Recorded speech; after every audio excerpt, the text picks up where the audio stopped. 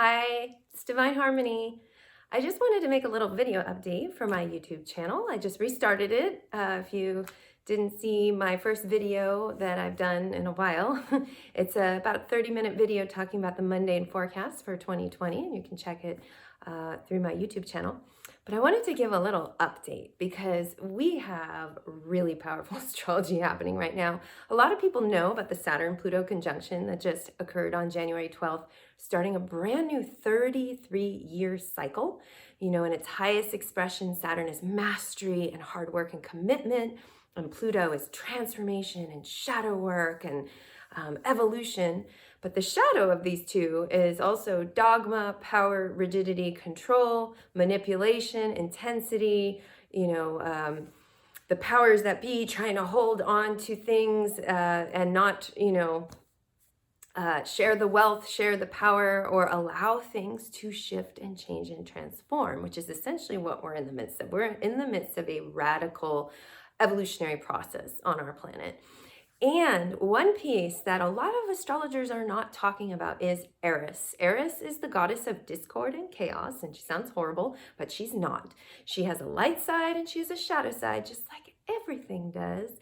And her light side is, Eris is an activist and a warrior goddess, and she's here to shine a light on the shadow that is making things so toxic and stagnant that it can't evolve, it can't grow. She erupts things into the collective. She confronts us with what we don't want to look at. And yes, this all sounds really intense and maybe even traumatic, but it's also that which is going to break up the foundations that are stuck, that are stagnant, that are toxic, that are holding us back from our personal as well as collective evolution. Eris features strongly in the astrology right now. And actually, I was on my Instagram feed and Facebook feed asking people the last 2 nights, I'm filming this today on the 16th of January, and I was asking about the last 2 nights and have you had insomnia? And all these people are saying they did. That's because Saturn was approaching his square to Eris. That was exact on the 15th, early morning. And then we're actually, 16th, early morning, like 3 a.m.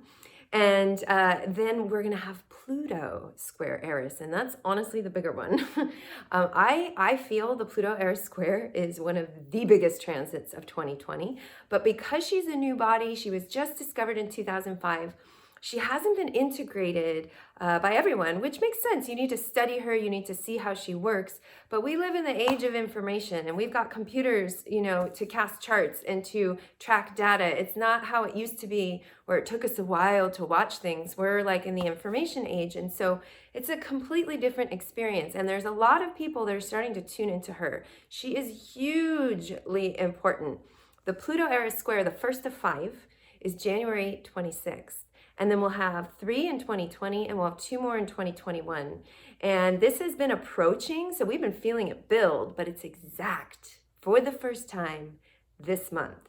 If you were feeling insomnia from Saturn squaring Eris, let me just tell you that energy is going to build. The way that I've felt it, Eris, for me, it feels like I'm plugged into an electrical outlet. And actually yesterday, the day before the Saturn Eris square, I had all this inspiration come in from Eris, and I'm actually in the midst of preparing a PowerPoint teaching on Eris, the warrior goddess and her role in the 21st century. She is hugely important.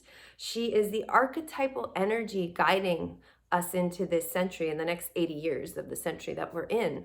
Historically, every time a new body is discovered, it's significant, not just astronomically, but astrologically. There's always tie-ins to what the planet is named and what that myth represents and what's being birthed in the collective.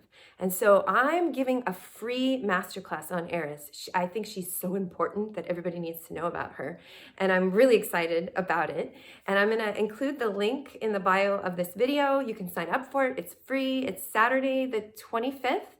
And I'm doing it at 12 noon because I want to make sure everybody in different time zones can join in. I know that people in Australia could join in, Europe could join in. So I'm trying to make it like user-friendly. The class will be recorded and I'll put it on a replay page, so you can sign up, and if you can't make it, that's fine.